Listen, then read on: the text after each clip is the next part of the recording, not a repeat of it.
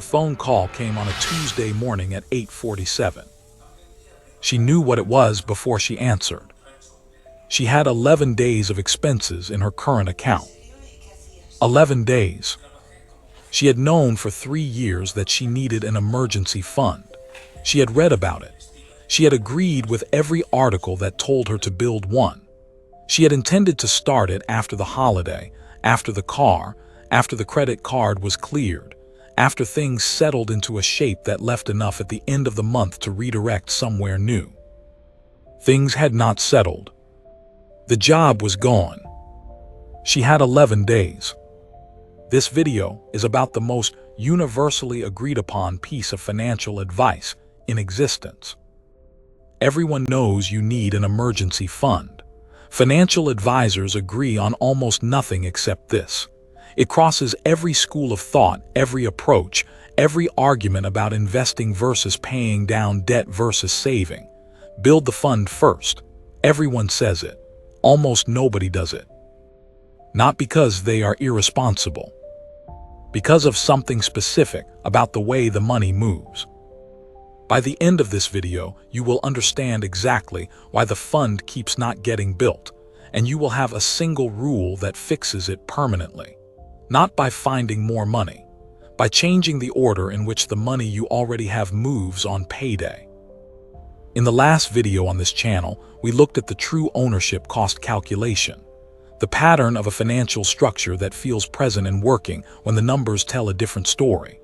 The emergency fund is the same pattern in reverse, not a structure that feels like it is working when it is not, a structure that everyone intends to build and almost nobody gets around to, because intending to build something and actually building it require a different kind of action entirely. She was 32 years old. She had a job she was good at, a flat she had rented for 4 years, a social life she was careful about, a credit card she had mostly under control, and a savings account that contained £840, approximately the same amount it had contained 18 months earlier, because the money that entered it was matched closely by the money that left whenever something unexpected arrived. She was not bad with money. She was precise about it in the way that people are precise when the margins are narrow. She tracked her spending in a notes app. She knew roughly what she spent on food, on transport, on the subscriptions she had audited twice and mostly kept. She had a pension through her employer and contributed enough to get the full match. She had read enough about personal finance to know what she should be doing and was doing most of it. The emergency fund was the one item on the list she had been meaning to address for 3 years and had not. Not because she did not understand its importance, because every month the money that was supposed to go into it went somewhere else first, not somewhere frivolous, somewhere real. The car service in March, the dental bill in June, the friend's wedding in September that cost more than the budget, the boiler engineer in November. The things that arrive the way things arrive when you are living a life, without warning, without apology, and with a cost that lands before the account is ready. Each time one of those things arrived, she told herself the same thing.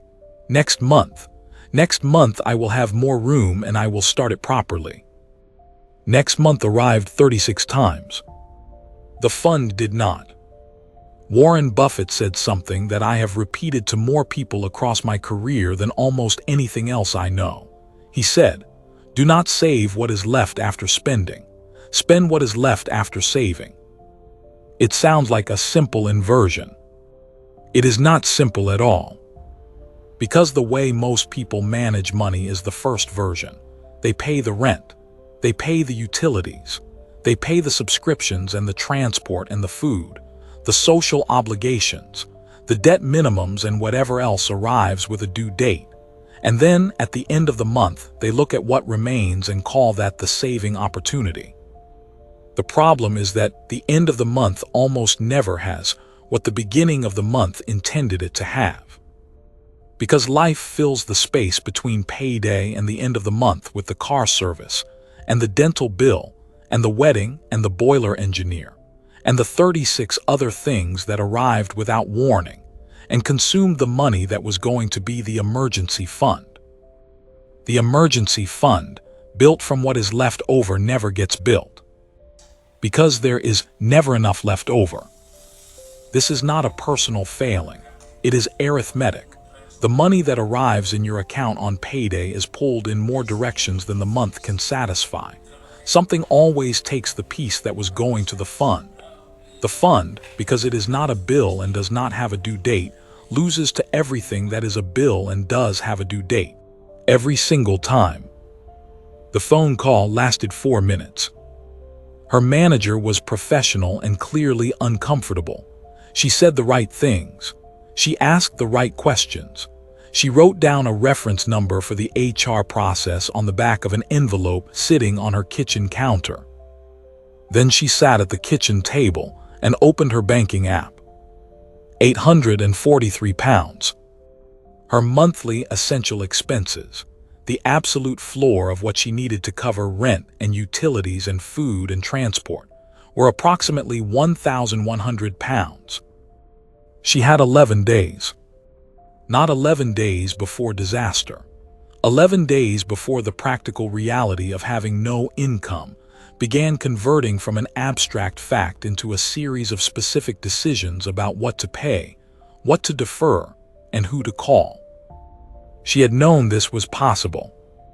She had worked in an industry where restructuring was a word that appeared in the business press every few months, and she had read those articles the way you read about weather in a place you are not currently standing. Aware of it, not in it, not preparing for it. The fund she had been meaning to build for 3 years would have contained, at the target she had in her head, 3 months of essential expenses. £3,300, not a fortune, not beyond her reach over 3 years of earning. A number she had simply never gotten around to because the money kept arriving after everything else had already claimed it. £3,300 against 11 days. The distance between those two numbers is the cost of the fund never built. And it was about to get more expensive. Because an emergency without a fund does not cost only the emergency. It costs the debt used to bridge the gap, plus the interest on that debt, plus the months of minimum payments that follow the emergency long after it is resolved, pulling money away from the fund that still has not been built because the debt from the last emergency is still being serviced. She put £2,000 on the credit card in the first 6 weeks. Not recklessly, precisely the £2,000 that covered the gap between what she had and what she needed while the job search ran its course. The rent that could not wait, the council tax that could not wait, the food that could not wait.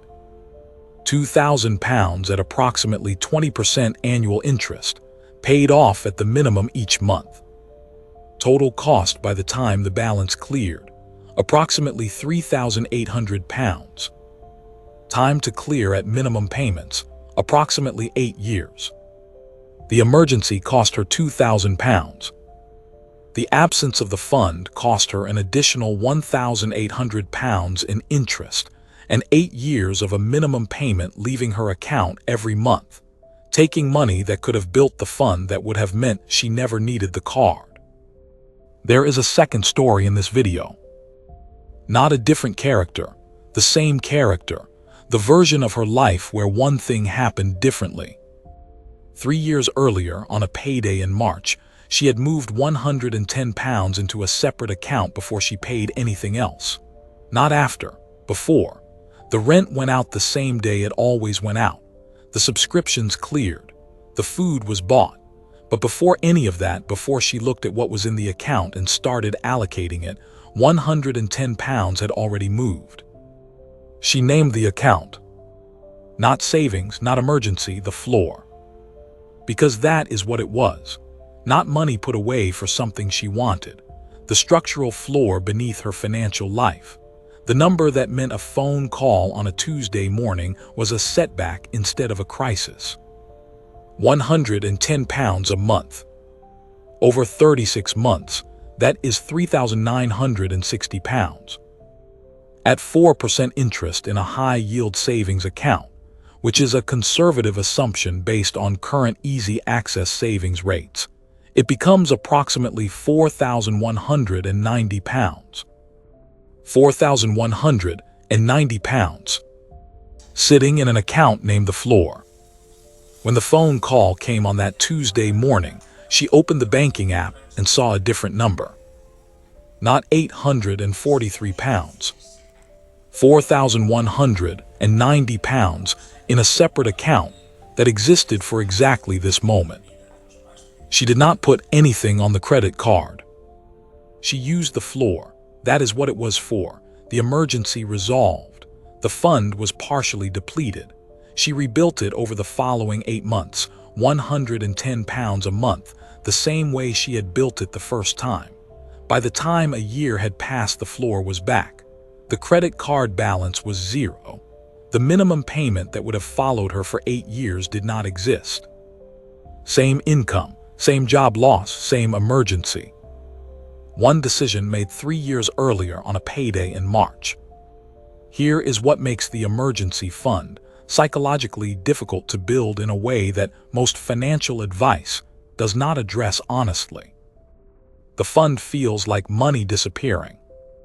When you pay off debt, the balance goes down and the brain registers progress. When you invest, the portfolio grows and the brain registers momentum. When you put money into an emergency fund in a savings account, the number goes up very slowly and nothing else changes, and the brain, wired to respond to visible progress and visible reward, processes the whole exercise as stagnation. There is a mechanism that behavioral economists have studied extensively called present bias, the tendency to overweight immediate costs against future benefits. Building the fund costs you something visible right now. The benefit is invisible, future, and entirely dependent on something bad happening, which the brain is not naturally inclined to spend present money preparing for. Every month the emergency does not arrive feels like evidence that the fund was not urgently needed. Every month the fund is not built feels like evidence that the money was better used elsewhere. Both of those feelings are precisely backwards. The emergency fund is not a reward for good financial behavior. It is the structure that makes all other financial behavior possible. The investment portfolio you are building assumes you will never have to liquidate it at the wrong moment because a crisis arrived and you had nothing else. The pension you are contributing to assumes you will never have to stop contributing for 18 months because a job loss coincided with a depleted account. The debt you are paying down assumes you will not have to add to it every time life presents a bill you were not expecting. The floor beneath all of it is the fund. And the fund only works if it is built before the emergency. I have sat with a lot of people over the years at the moment when the thing they were not prepared for arrived. Different circumstances, different emergencies. The same look. What I noticed across every one of those conversations was this. The financial cost of the emergency itself was almost never the thing that caused the lasting damage. It was the interest, the debt, the months of minimum payments that followed the emergency into a period when the person was trying to rebuild and found the rebuilding was being taxed by the cost of the crisis they had not been prepared for. The emergency is a single event. The absence of the fund amplifies every emergency into something larger than it needed to be. One person I knew well lost her job in her late 30s. Good job, decent savings elsewhere. No emergency fund because the mortgage and the children's school fees and the ordinary complexity of a full life had always taken it first. She covered 3 months on the credit card. The balance took 4 years to clear. In those 4 years, she contributed less to her pension, invested less in the portfolio she had been building carefully, and spent a significant amount of mental energy managing a debt that would not have existed if there had been a floor. 4 years of compounding, interrupted, because the floor was not there. Here is the framework. The floor first system. One rule applied once, on the next payday. Before the rent leaves, before the subscriptions clear, Before you look at the account and start allocating what is there, one fixed amount moves to a separate account. Not what is left over, the first transfer. The amount is not 3 months of expenses on day one. That number is too large to feel achievable and too easy to defer. The amount is whatever does not change the texture of your month. For most people in most circumstances, that is somewhere between 50 and 200 pounds or dollars. The number that leaves and is not missed, not because it is small enough not to matter, but because it is small enough not to hurt. And small enough not to hurt means it actually leaves, rather than being quietly redirected to something that arrived before the end of the month. You name the account. Not savings, the floor. Naming it changes how it feels to spend it. You do not spend the floor on a weekend away. You do not spend it because the month was tight. The floor is the floor. It sits beneath everything else. It does not get touched for anything that is not a genuine emergency, which you will know when it arrives because it will feel precisely like the thing it is. The target is 1 month of essential expenses first. Essential only. Rent, utilities, food, transport to work. The number that means life continues if income stops. Once you reach 1 month, you extend the target to 3, then 6. You do not need to reach 6 months before the system works. The system works from the first transfer, because the first transfer is the moment the order changes. Saving becomes the first obligation rather than the last hope. That is the whole system. Let me show you what the floor is actually worth. Not in the emergency, before the emergency. 110 pounds a month. £3.60 a day. Less than a coffee in most cities. The number that feels too small to matter and too large to spare, simultaneously, depending on the day and whether the month has been kind or difficult.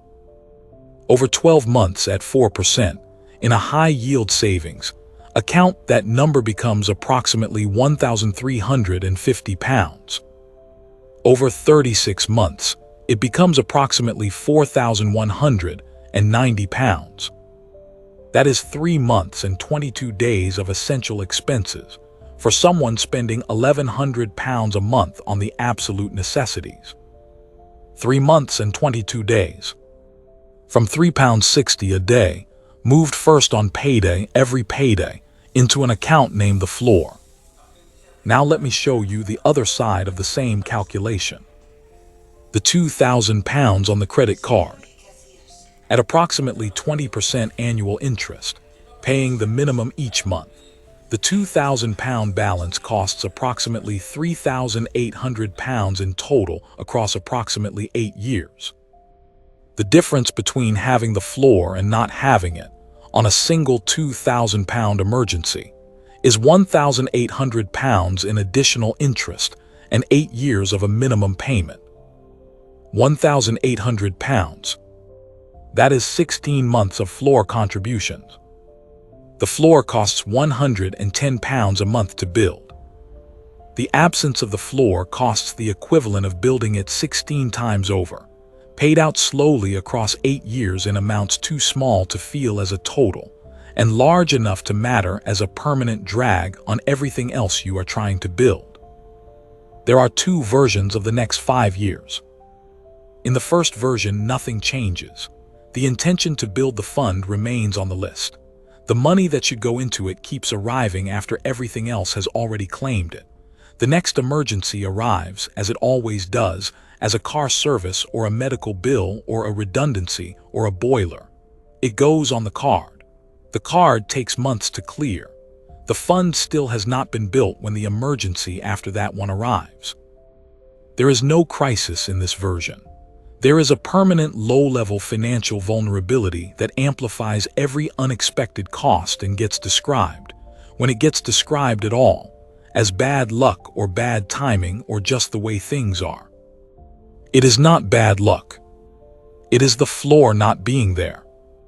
In the second version, on the next payday, one thing changes.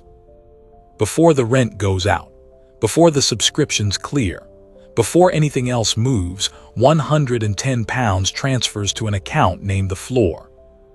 That is all. Not a budget overhaul, not a month of eating differently or canceling things. One transfer first, every payday. In 12 months, the floor has £1,350 in it. In 36 months, it has £4,190. In 37 months, when the phone call comes or the car fails or the boiler stops, the account named the floor has what it was built to have. And the credit card stays at zero. And the minimum payment that would have followed the emergency for 8 years does not exist. And the money that would have serviced that debt goes instead into rebuilding the floor, month by month, until the whole structure is sound again. Warren Buffett's observation is worth sitting with one more time before this video closes. Do not save what is left after spending. Spend what is left after saving. It is not a call to deprive yourself. It is an observation about order. The order in which money moves determines what gets built and what gets deferred. Change the order and you change the outcome without changing the amount. The money is the same. The order is different. And the order is everything. She found a new job 11 weeks after the Tuesday morning phone call. A better job, as it turned out. She built the floor in the first month at the new job, not from what was left over, from the first transfer on the first payday, £120, because the new salary was slightly higher, and she chose a slightly larger contribution rather than a slightly more comfortable month. She named the account. She has not touched it since. Not because nothing expensive has happened, because the things that happened were expensive in the ordinary way and not in the crisis way.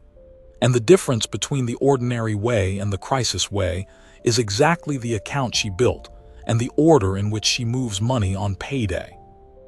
The next video on this channel examines a different kind of structural gap, not the floor you did not build, the future you did not start funding, the retirement account sitting at a fraction of where it should be, not because you planned it that way, but because starting it kept feeling like something to do properly later, when the moment was right. The moment the fund arrives, and the emergency does not. Not the day you build it. Every ordinary Tuesday after that. What is in your emergency fund right now? Not what you intend it to be. What is actually there? If the answer is not enough and you have known that for longer than a month, you already know what this video was about. Until the next video, signing off, David Hangrove. Comment down your thoughts and suggestions for others.